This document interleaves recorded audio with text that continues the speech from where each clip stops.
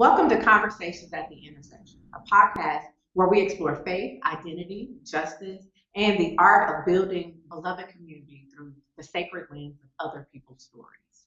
I am Reverend Kelli X, the Director of Racial Justice Ministries at Spirit Fitness Center. Today, on Conversations at the Intersection, I am honored to be joined with Dr. Kaila Adia Story. Dr. Story is a full professor of the Department of Women's, Gender, and Sexuality Studies and the Department of Pan African Studies, as well as the Audre Lorde Endowed Chair at the University of Louisville. She is the author of The Rainbow Ain't Never Been Enough, on the myth of LGBTQ solidarity, and Patricia Hill Collins' Reconceiving Motherhood. She is also co-creator host of the award-winning podcast Strange Fruit, music on politics, pop culture, and gay life, which she does with her best friend Jason Gardner, and which I will add in here that I enjoyed in particular listening to the episode as they talked about This Is Us and Randall and all his issues. Be clear, I listened to all 8 seasons of it. Her research also includes the intersection of race and sexuality, with the special emphasis on Black feminism, Black lesbianism, and Black queer ideology. Thank you so much for joining us on today, Dr. Story. Thank you. Thank you so much, Reverend Kelly, for having me. I'm excited to talk with you all about the book and everything else y'all want to talk about. And so I want to start with this question. In your preference, you say you want to set the stage for dismantling the myth. You set the stage for dismantling the myth of LGBTQ plus solidarity by grounding it both in scholarship and lived experience. What did you want readers to carry in with them even before they turn the first page of the book? What did you want us to get even before we opened it? That I wanted readers to understand that LGBTQ plus communities are not monoliths, and therefore we are in every single community. And therefore, issues that affect the general public, especially within the realm of politics, like fair housing, equitable pay, social justice, access to affordable health care, all those things concern LGBTQ communities. Our politics don't start and begin or end with pride festivals, drag shows, although that is a part of our community and culture that we definitely want preserved and kept safe. And so I wanted readers to really broaden their kind of assumptions right in the beginning of the book before proceeding, in terms of reimagining LGBTQ plus communities as more expansive than what they're presented with in media and then what they've heard about within their lived experience. Because for me, as a young Black lesbian navigating the world, and then a Black lesbian academic woman navigating the world, I had encountered microaggressions in gay spaces and in queer spaces, LGBTQ spaces, spaces that I presume to be liberal and progressive.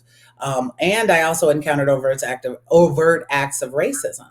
And I felt like what I was seeing and viewing in media ran contrary to that. It made it seem as if Black, Latinx, Asian, Indigenous, LGBTQ folks were all together at the gay club, harmoniously having fun, and really just didn't talk about the interiority of LGBTQ life, right?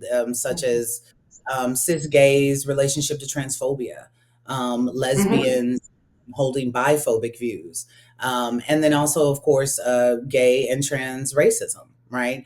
That kind of abounds on dating apps and in queer spaces.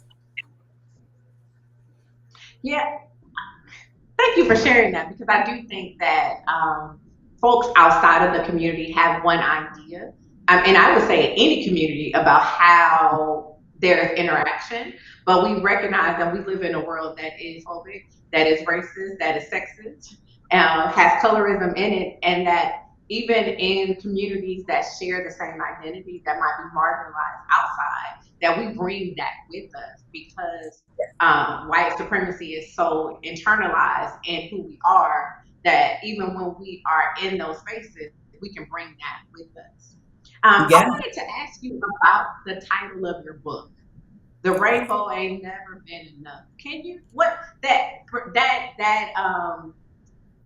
leans towards the poem play? What is it called? The choreo play, Yeah, choreo the poem. There we go. Yeah, um, it's paying homage to the Rainbow Ain't Never Been Enough part is certainly in homage to Ntozake Shange and her choreo poem, which was a really groundbreaking Black feminist work in theater, and it dealt with the interiority of Black women's lives and their relationship to intimate partner violence, domestic violence, and state violence. And the metaphor of the rainbow that Intezaki uses to represent all of the women in their relationships to these really harmful and detrimental things basically represent the diversity of experiences within a community presumed by the outside white world as a monolith, right? And so yes. wanting to get directly at the fact that Black communities are not a monolith and their experiences with state violence, domestic violence, intimate partner violence are just not the same, even if they exist within that same community. And for me, as one, a Black feminist, and as an academic, as a grad student in undergrad, Black feminism has been so integral and important to me, as has Black queer studies. And so I use a lot of both of those disciplines within the book to explain how we can get back to a kind of multifaceted and multicultural um, collaboration to counter what's going on now and how so many forces are coming for LGBTQ communities. And so Gilbert Baker designs the gay. It's called the gay flag then, and each color in that rainbow is to represent sexual orientation and different and the various gender identities that exist within our community. As you know, we say LGBTQ plus because the acronym continues to grow. There continues to be build upon different gender identities and sexualities and folks claiming those things. And so for me, it was also the rainbow, the symbol of that, that made me wander into this gay bookstore after I was already recognizing that I was gay. And so I was like, well, what does that mean? What does it mean to be a lesbian? And so I saw these rainbows downtown Ann Arbor, and I would go into the bookstore and I would just get lost in the books. And so it was a symbol, a welcoming Yeah. symbol in my understanding when I was young, and how that symbol is used and propped up within mainstream media and also LGBTQ spaces to shroud what's really going on in LGBTQ communities, especially seeing as how the current administration. I mean, half of his cabinet are gay Republicans who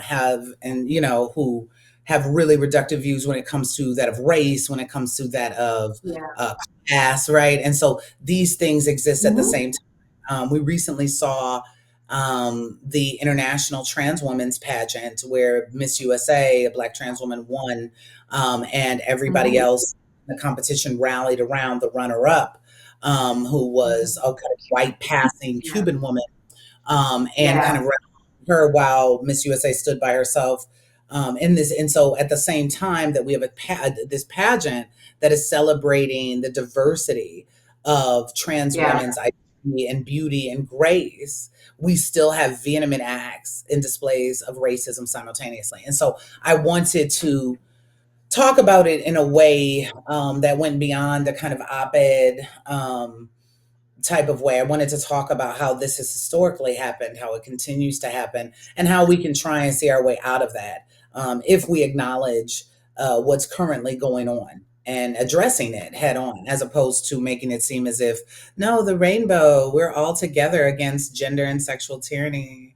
And it's like, no, Yeah. no, so yeah, like I mean, gay clubs were this place of solitude and solidarity in some senses when I'm with other Black queer people, but they were spaces of deep racist antagonism often, and that's from Michigan to Chicago to Philly to Louisville, where I kept I mean, encountering.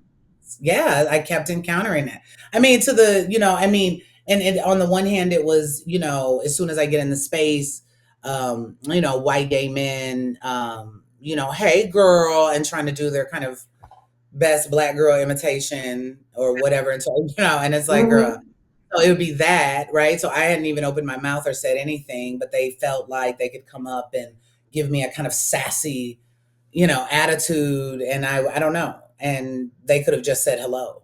And then there's other instances in which I talk about in the book that are much more troubling, like hearing for the first time about gay white men talking about their sexual tastes and having those sexual tastes racialized, like being queen, rice queen, snow queen, mhm. right? Those kinds of things. And I'm like, what?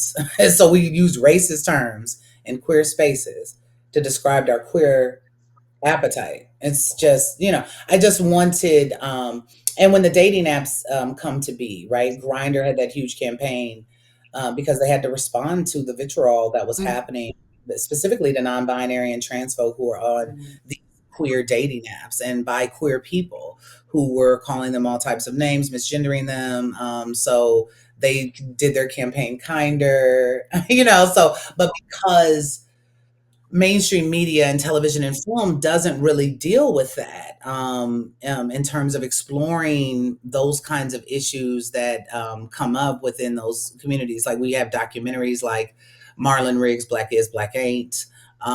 We have Tongues Untied by Marlon Riggs. There's so many great things with Marlon Riggs. Um, but we don't see it explored as much in mainstream television, the television Mm, that yeah, people are introduced to. Yeah, because our country is just so segregated, and so we are around folks who pretty much mirror our identities back to us, and not so much having diverse friend groups or diverse experiences with yeah. people. And so television becomes a window into that. And if television is saying Mhm. everybody's harmonious and everybody's good Judies, everybody gets along, and it's like no, and then they gag when things like this beauty pageant came up, right? They're like, how can Happen. they be Yeah. racist at the trans beauty pageant? It's like Mhm. because like you mentioned, right? They're socialized within the same place. They're socialized within white The supremacy, within same framework. Yeah. yeah, so they have to Mhm. unlearn that just like everybody else. I really wanted to make plain queerness does not make you progressive. Just because you're queer identified does not Ooh. mean you're woke or you're progressive or you're Mm, learned or you're yeah. sophisticated. And it's the same thing with Mhm. trans identity. And I felt like that's what was happening. This idea that somehow queer folk, trans folk are all these, they're queer and trans people are into diversity, they're into equity, they're progressive when it comes to healthcare access, they're pro-choice. Like all of these things just not true. And No. because they yeah. So it's they're much more layered experiences within our community. And I felt like, especially in this climate where LGBTQ communities are being attacked. I mean, in really drastic ways, and not to say that that hasn't happened before, but just to say it Mhm. being 25, it makes it much more disturbing and scary. And so, if we're going to see our way through this, we have to be able to be in community with one another in a real way, and we have to be in solidarity in a real way, and we can't with bigotry and bias. So the Yeah, and community. one of the things that you Mhm. brought up in the book that was really that I appreciated. You talked about that a lot of the most of the legal and social gains that LGBTQ plus people made in this country through advocacy and social work. I mean, and social and sacrifice was really done by Black and Brown trans women. That they did this work of really standing up, demanding humanity, and then also demanding access to housing and to, all of those civil and human rights. And Yeah. at the same time, we see how you talked about neoliberal conservatives working strategically to roll back those rights. And I'm wondering, how do we safeguard the progress that has already been made without slipping into fear and paranoia. And I think right now it's there's so much, especially if you think about that first day in office and all of the executive orders, all of the things that are happening back to back to back, and how that continues to attack marginalized people, but in particularly trans folks. Yes. Um, and I will say that those attacks of trans folks creates more space to then attack the fullness of that rainbow, even though to then unfortunately take away rights of marriage and property, all of those things. And so, how do we maintain the work that that trans ancestors did this work, and can those still living doing this work of maintaining gains that I will say, even as a non-trans, not as a cisgendered woman, I have rights because of their work, right? And so, like, how then do we hold on to that without losing our minds and stay No, resilient? Yeah. no, certainly. I mean, I think that more than ever, what I've been doing recently to try and preserve, some semblance of my mental health has been to be in community, to like intentionally go outside, although outside Mm-hmm. is so scary when it comes to state violence. Mm-hmm. Basically, all of these mass shootings, like outside seems so scary, and especially if you're watching the news back to back, like you said, with all of the executive orders, with all of the announcements, with all of the press conferences and the new statements on this and that. It's Mm-hmm. terrifying.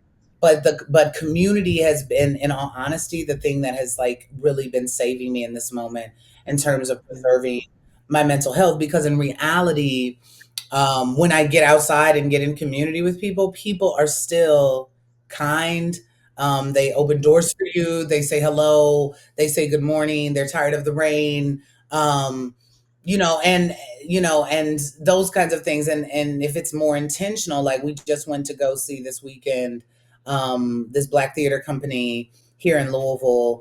They did a rendition of Dreamgirls, and it was just so great. I mean, everybody was so talented. They sang so well, so just those things, try to grasp your joy and community and be with the loved ones and chosen family, blood family, everybody who sees you, appreciates you, and loves you and wants to keep you safe. Like lean into that more so than the doom scrolling, the like, incessant ingestion of media, because in some senses it doesn't even seem like we can trust what media is saying about it. And it's really, really distressing. And I think the ways that we hold on to the tradition of so many of our trans ancestors who really laid out the blueprint of, you know, community work across various lines of identity, is to talk about them, is to teach them, and teach them in conjunction with all of these other months, teach them throughout the year, not just in the month of June,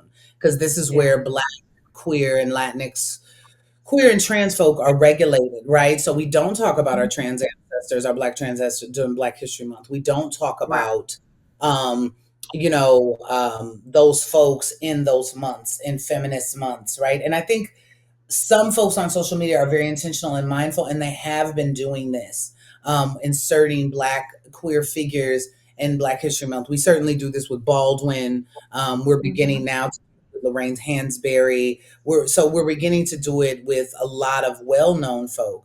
But I think that in terms of our trans ancestors, we can certainly do more. Right, so not just Marsha P, but also Miss Major, right? Not just Sylvia Rivera, but also Victoria Cruz. There are all so many folk who've been working on our behalf, and not just about LGBTQ empowerment and freedom, but it's been about addressing houselessness with youth. It's about the Yeah. hunger crisis. It's been, it's also about equitable housing, employment, fairness in employment. So all of those Mhm. things, and also connect, like you said, like you just did, to the fact that LGBTQ advances, feminist advances, those things have led to folks who might not identify as LGBTQ or feminist, but they have certainly benefited from a broader and wider scope of what we understand to be parents, a parent, right? Or, what we understand to be Yes. a family.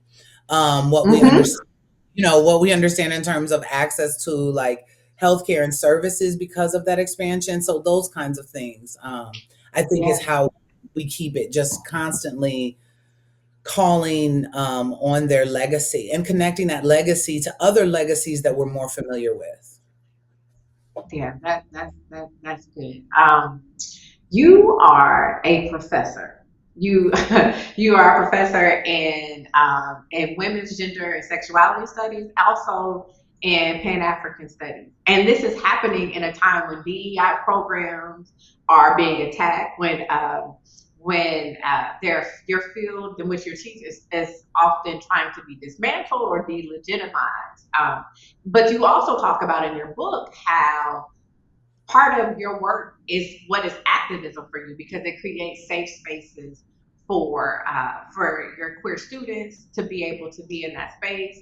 And so I want you to talk more about what it means to create safe space in your classrooms and as you're teaching Black queer feminist theory in a world and in a country that right now wants to act like actually none of those things are real, that Yeah. they don't exist, and how that is actually what that teaching about Black, queer, trans, people with disability, all of those type of things actually is beneficial for all of us.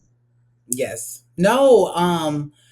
It's so interesting to me because I was just telling Jay the other day, who I've hosted the podcast with, about how in this moment it's not only community that gives me hope and being in community um, with people who see me, love me, care for me, but it's also the hope in my students. I mean, my Mm, students are completely intolerant of what's going on in the political, this kind of political stage and arena right now. I mean, they are intolerant of bias, of bigotry, of trans. mm, They think all of these things that all these adults are discussing that have to do with the future of their lives and what they should aim for. They think it's all garbage. And so mm. I mean, they really are dismissive. The attacks on diversity, they're like, diversity adds to my life, it enriches my life. Um, Yeah. it's not a threat, it's not some existential threat. They feel like, hey, why are you, saying all of these terrible, disparaging things about my trans roommate who's my good friend? Why are you telling me that I don't have a right to decide what I need to do with my body in 2025? So they're the ones who, what I'm doing as a facilitator in the room and as a professor is basically supplementing the things that they're already rejecting. And so when we do our readings and they read Black feminist theory and they feel, oh wow, this is it. They make the connection immediately, like this is what I've been feeling, this is what I've been thinking. And so for me, I really try to relate theory, which students can find boring or too long, or the chapter is too long, the essay too long, and try to relate that and what the author is saying to what's really going on in our everyday lives, right? Like Mm, mhm. there's this scandal with the whole like Cardi B and Chrissy, right? Yeah.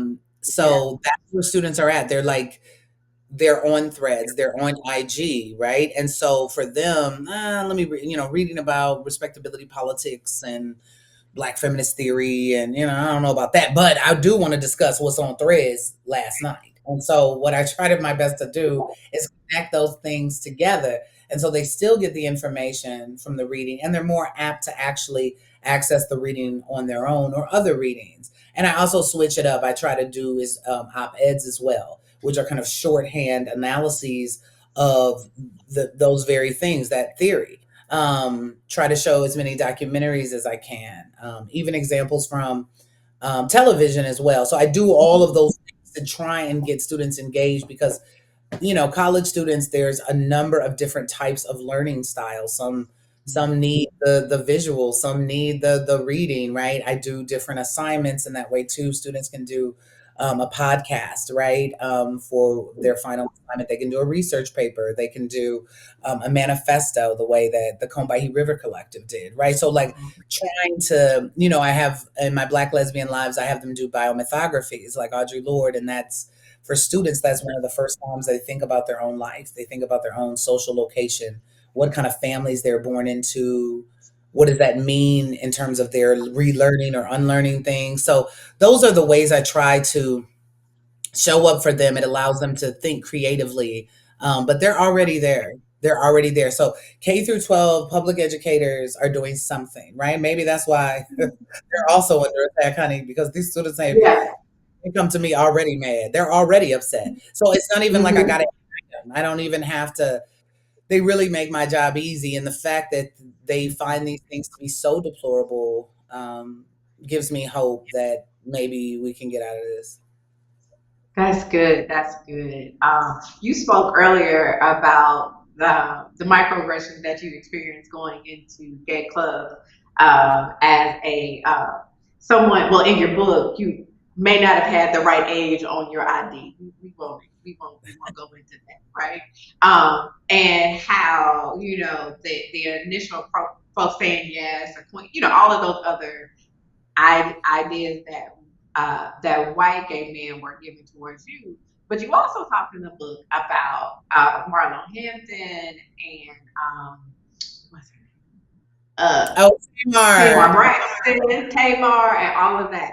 Marlo of Real Housewives of Atlanta, and how they use language, and in particular, Black women in general, use language, gestures, and cultures that come from ballroom culture that was created by Black and Brown trans women and queer folks, and still hold and express homophobic views, are being homophobic while everything about their personality is appropriating that which that comes from, in particular, black and brown, queer, and trans folks.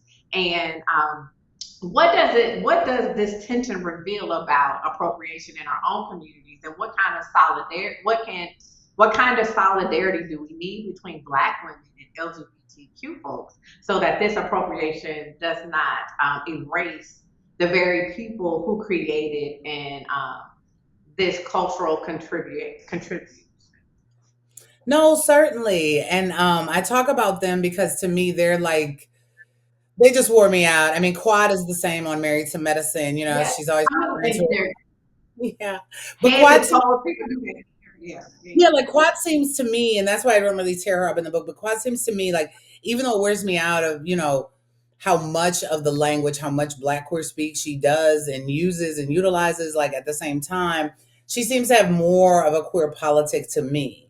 In the sense mm, that I can't think of examples in which she's hung around gay Black men and hung around Black LGBTQ people, and then in the next moment when it suits her, make comments that are disparaging against LGBTQ people. And so that's the problem I mhm, had with Nicole and Tamar, right? Tamar does all of this gay baiting, but constantly is like, get your life. Even though it's get life, it's not get your life. So it's wrong. yeah, You hmm, know, so that's the first problem I have with it is get life or I'm living, right? yes, But now the more popular one is it's giving, right? So everybody's like, it's giving, right? And so it's like, I right. actually, while I enjoy the popularity of it because it's to me the most Mhm.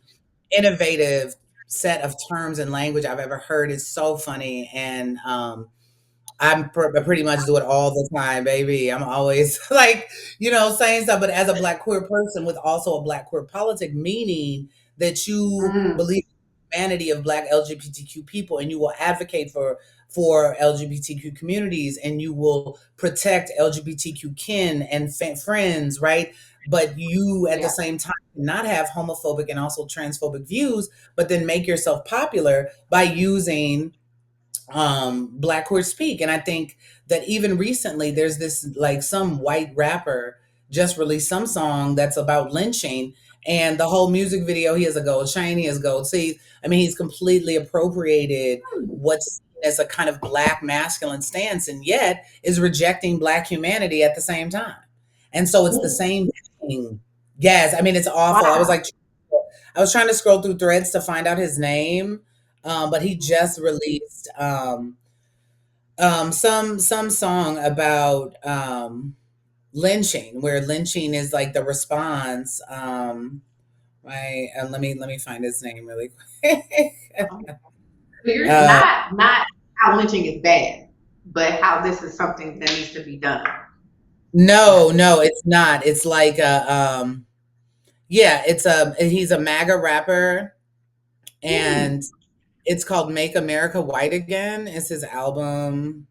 Oh my. And on the album he refers to himself as a white N-word.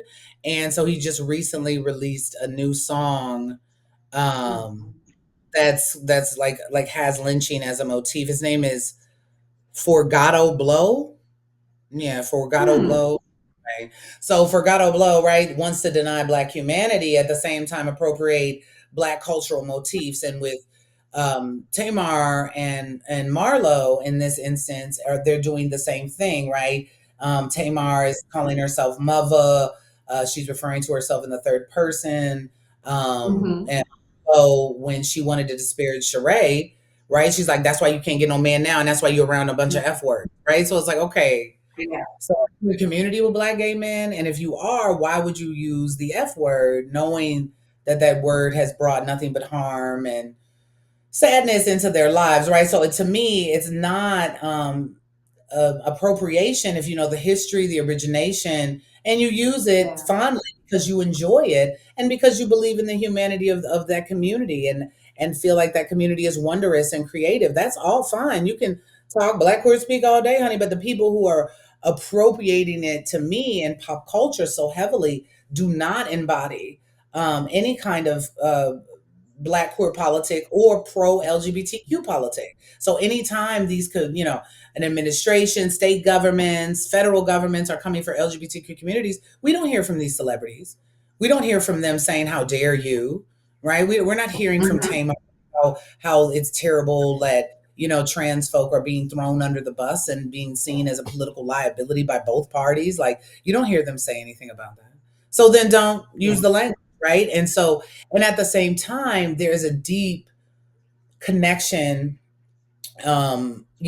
between that of cis straight Black women and also Black LGBTQ folk, because more often than not, these are the folk who are raising us, right? These are the folk Hmm.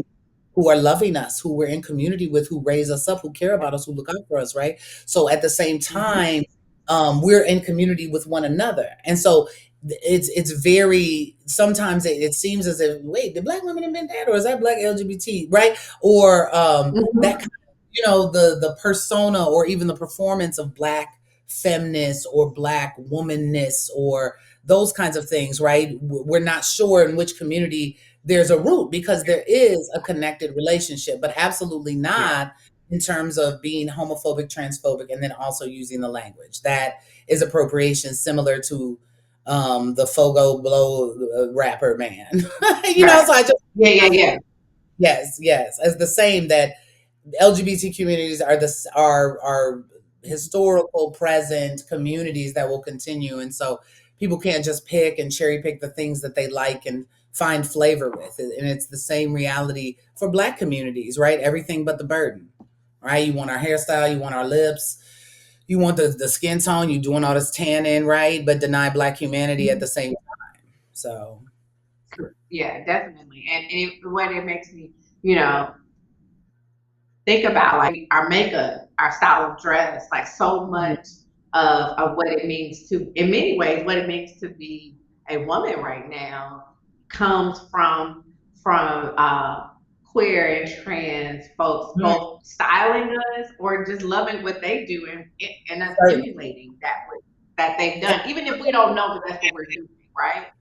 It Yes, makes me think about that quote in Devil Wears Prada where she's like, no, your sweater is cerulean. It's like, no, it's not. yes, She ruling. does this whole how we chose that, pick that so that you could wear this knockoff, like doing this whole thing, but not paying attention to where that comes from. And it really makes me think about, you know, those those people are doing the work and in many ways, uh, not proving, but showing us their humanity and creativity and Mhm. and and all of that piece that then affects how we live, how we show up in the world. And so, and still we deny their humanity. And my question for you is why, not why, but yeah, it's why. Why should we care? I know the answer, but I need you to say the answer. cis straight people care about the high murder rates of Black trans women. Yes, and they should, because their murder rates are almost identical with Black cis women. And Say this it. is Yes, and so in my chapter 4, it's called "The Stakes is High," and I talk about the shared relationship with domestic violence and intimate partner violence, and also gender based biased murder that Black Yeah. cis straight women share with that of Black trans women. That it's almost the statistics of the relationship to these forms of violence are very similar in the sense that Black cis straight women and girls are often murdered by their partners. They're often in domestic violence and intimate partner violence situations. And so it's that kind of thing. It's that it's not only, it shouldn't only be that you see your humanity tied to that of Black trans women, but it's also that your survival is as well, right? Because Ooh. Black trans women and their organizations are working on intimate partner violence and domestic violence and state violence against these communities, and Black cis straight women are too. And I think that what would be ultimately so powerful is if there would be a collaboration of these folks. Mm, But what the consolation prize has been in many instances is this kind of personal or subjective assumption of having power over trans women as Black cis women, feeling as if well, we are the definition of what a real woman is, right? And woman is a gender category, right? And gender is a social construction, in as much as we give gender meaning because we're social beings, right? So mhm. gender matter. It certainly does matter, but at the same time, it is constructed to facilitate access to power, privilege, goods, these things. And so we need to get out of this, right? Black trans women aren't claiming anything that is out of the ordinary, and access to gender affirming care should be kept, not just for trans women, but also for cis straight women who get animated bodies as well, right? In the sense of breast implants, lip Yeah. injections, Botox, wrinkle Mm, creams, hair extensions, like all of those things are gender affirming care, right? You're doing it because you want to be this, what your definition of sexy, alluring, beautiful, ooh. majestic is. And this is exactly what trans folk are doing as well. So there is no difference, Mm, except one is saying this is my identity, and this other community saying how dare you say that. And it's like, girl, who are you? You know what I mean? And especially is mhm, especially disturbing and troubling when for me Black women do it, not only because I'm a Black woman, but mhm, because Black womanhood has mm, been so stereotyped, and mhm. Black women, Black cis straight women for centuries haven't been seen as feminine, beautiful, Right. alluring. Exactly. I mean, so I mean, you had, as gorgeous as Dorothy Dandridge was, when she came to that pool in the hotel and wanted to swim, they drained it, right? And Mhm. Right. Right. as much a feminine icon Mm, as Dandridge was, and so it's that kind of thing. I think that we have to and we must see our humanity tied to one another, because we think that, oh, the administration is just attacking trans communities, or this hate group is only attacking that community. We need to recognize, like Baldwin said, if they come for you in the morning, they will come for me at night, right? That that's this is right. something. Right? So it's just a matter of time. And so right now there's this targeted strategic attack on Mhm. trans communities. And pretty soon SCOTUS and the Supreme Court is going to decide what it's going to do with Oberfeld, and possibly overturn Oberfeld, right? Like it overturned Roe Yeah. v. Wade. So access, like Yeah. reproductive justice and rights, is very much tethered to LGBTQ rights, as much tethered to women's rights, right? So we have to start beginning to see that when they do this, similar to what's happened with this whole like bathroom hysteria, these kind of public Yes. displays, employees attacking what cis women, and accusing what cis women of being trans in these public spaces, right? And so you think that, oh, this bathroom, issue is just about trans women, when in fact it's about policing gender, and it's about outsiders assessing you, looking Determined. and Mhm. determining whether or not your gender fits their definition is ridiculous. And so folks need to Yeah. start seeing it as that, as opposed to seeing, oh yeah, they ain't gonna do that to me though. They're gonna do that to them other folks, but it ain't gonna happen to me. Right. Because more than likely it will happen to you. Exactly. Like Hmm. that. And they're Yeah. definitely policing presentation, policing the Exactly. presentation, you know, Exactly. and it's wild that we don't really understand how interconnected all of our existence, our humanities are. And so often what is happening as we are dehumanizing others, we're actually dehumanizing ourselves. You carry the Audre Lorde name in your endowed chair. How does her legacy shape your critique of LGBTQ plus solidarity and your vision of what it should be? And Oh, because I think about her and the work that she does, and like being that you're better at this than me, but being invited, the only Black woman invited to this feminist space, and her having to make the statement, and just all of this work of having to speak only for, while at the same time making sure she's making space at the same, so doing all the work, which is often what's happening. So tell me, share with that with us. yes, no. So my chairship was created by a longtime activist here in Louisville named Carla Wallace, who donated money to the University of Louisville because Carla wanted a professor to come in and one establish LGBTQ studies and a minor, but also wanted someone to teach in Pan African studies and women and gender studies and have those courses be cross listed with one another since they had a Mhm. relationship to one another. And she actually had Angela Yvonne Davis decide the name of this chairship, and Angela Davis decided it would be Audre Lorde. And so they created this chair, and my responsibilities were to create courses that intersected between both of these departments, as well as build upon LGBTQ studies classes that were already happening. And so when I get to U of L, I start I create the Intro to LGBTQ Studies course and other courses like Black Feminisms in Action and Queer Performance and Black Lesbian Lives in order to create the LGBTQ Studies minor. And so Lord's work, and I often say, like, praise the Lord anytime I quote Lord, but I spell it Lorde.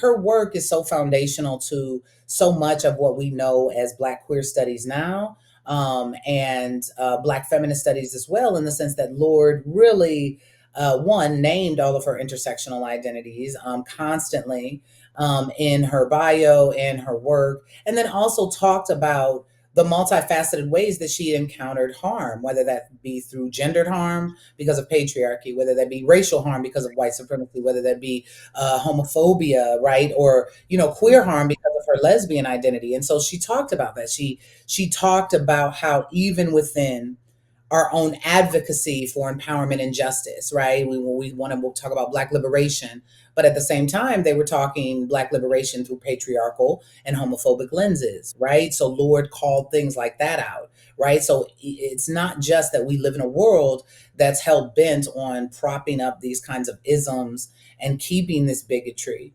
But it's also in our advocacy work against these harmful systems. We also have to be intentional about how our community intersects with other identities, and Mhm. how issues in that are affecting folks in our community affect multiple identities simultaneously. So her work is really, really foundational. I teach it every semester still. Her work is like a consistent reservoir of genius. And she does all this through her lived experiences with Mhm. encounters of racism, right? I mean, she calls out Mary Daly in her letter to Mary Daly. That's one of my favorites, and it's in her book, Sister Outsider, where she's talking about this idea of the goddess and the goddess symbol and how that's this big feminist symbol, and Lord is like, it's white.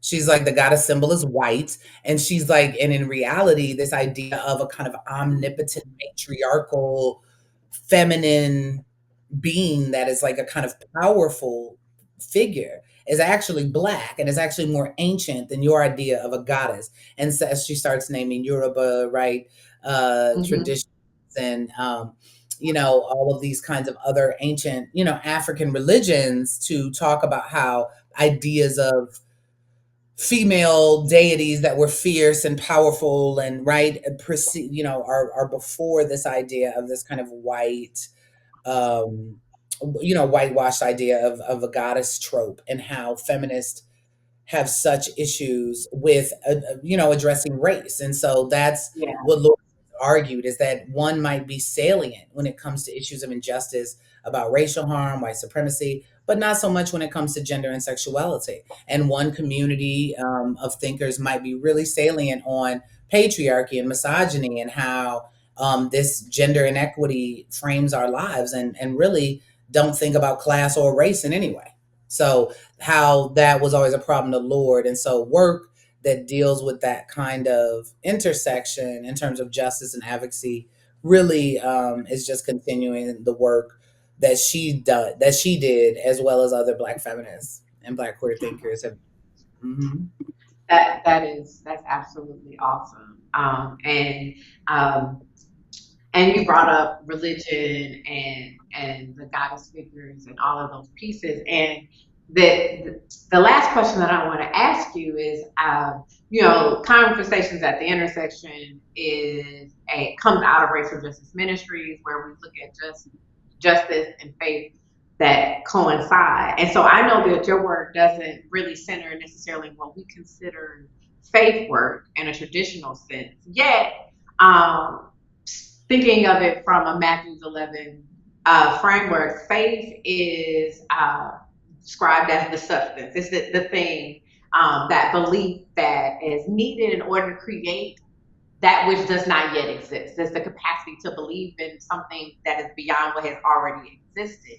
And Mhm. so in the creation of queer solidarity, it also requires for us to have hope and faith in that. And so how does faith in its broader sense embody your desire and vision for LGBTQ plus solidarity? Yes. I love that. I love that connection. Yeah. So I don't deal directly with faith communities and faith communities relationship, longstanding relationship to social justice in a way. But, as I mentioned, I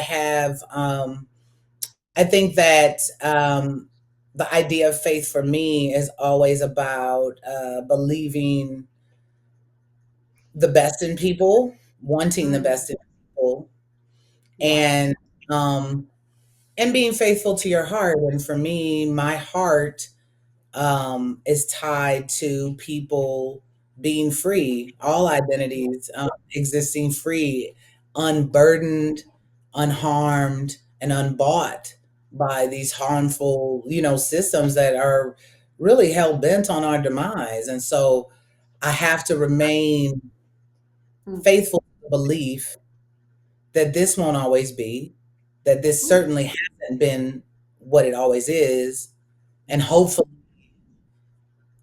we can imagine and start living in something even better. Um, yeah. and it because that's, to me, faith is hope. And so I hope Hmm. that, folks find that connection to one another, even if one another seem to be different, Yeah. because our survival is tied to one another. And the reason why we are in the mess that we are in now is because certain groups of folks want to deny things for others and just want it for Yeah. themselves, right? And Hmm. so that's going to ultimately lead to their demise as well, right? That's the issue, and that's what people have to start seeing.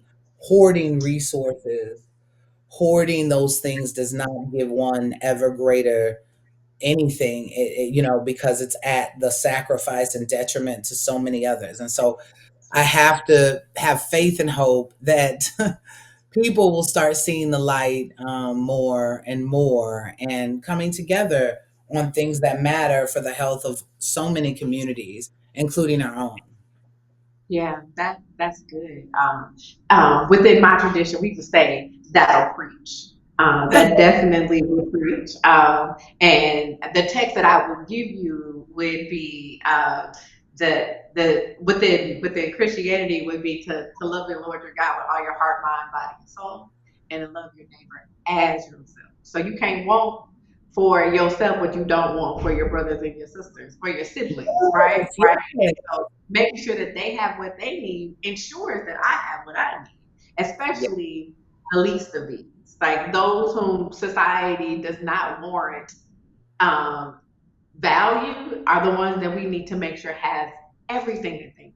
Because if they don't, if they do, then what do you get? You know what I mean? And so that becomes that because our survival is so intertwined. And so I am so thankful for you talking to us today. Thankful for your book. It's so amazing.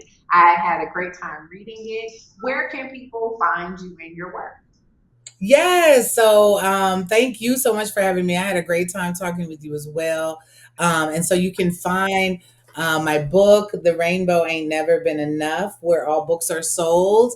One of my favorite bookstores that is a Black owned and operated is Every Day is Juneteenth. And you can get both the hardcover of the book as well as the audiobook. I also have a local bookstore here in Louisville, Kentucky, Carmichael's bookstore, but you can get it on Bookshop. You can also get it on Amazon, Barnes and Noble, and all those other places. You can check out more of my work on my website. It's doctressstory.com. So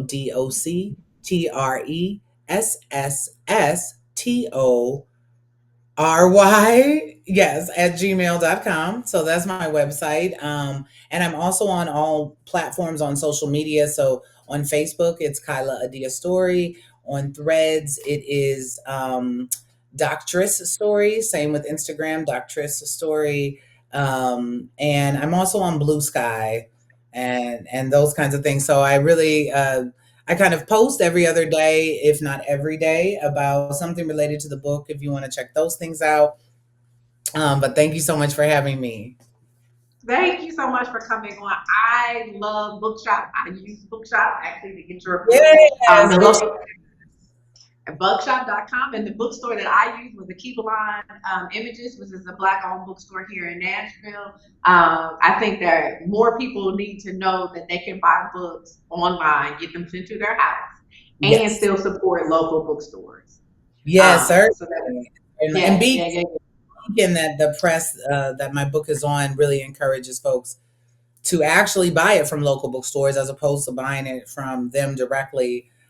So yeah, anywhere. And then also, if anyone wants to check out old episodes of my podcast, it's Strange Fruit: Musings on Politics, Pop Culture, and Black Gay Life.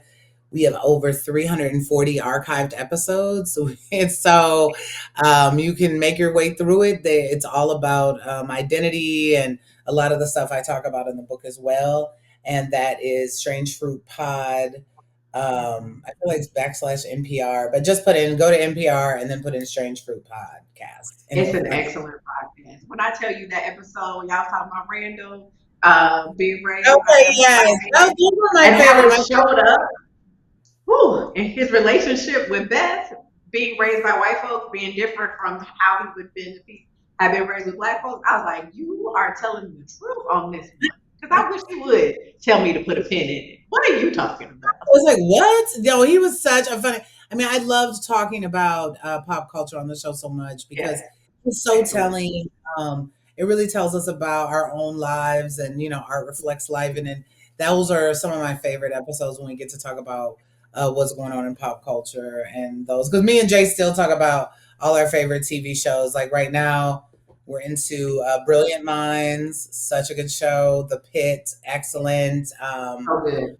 What else have we been watching? Just like so, like trying. Oh my God, y'all should really check out The Girlfriend. It's very scary and wow, but it deals a lot about what's going on. It's really So I've been also trying to escape through art as well, theater, television, as much as I can. I was like, scary, I'm not going to do it. The scariest I did was Yeah, it's like a thriller. Handmaid's It's not like, Tale. but yeah, it is. It's like suspenseful, and it's kind of like we're already living in times of In peril. difficult So times. Yeah. That that being said, I definitely finished The Handmaid's Tale, and that's scary enough too. Oh my God, right? I just Yes, we had me and Missy had just started watching that. I think like last year we were like, okay, let's watch it because everybody keeps talking about it and let's watch it. Oh my God, it's terrifying. It's terrifying that honestly reflecting the moment that we're in right now. that So we're it's in right just now. mirrors. So yeah, if folks are interested in seeing like, yeah, Cautionary tale, definitely. Thank you so that much. I want to thank you for being on, and I want to thank you all for watching another episode of Conversations at the Intersection. I look forward to meeting with you again so that we might be in true conversation. Have a blessed day.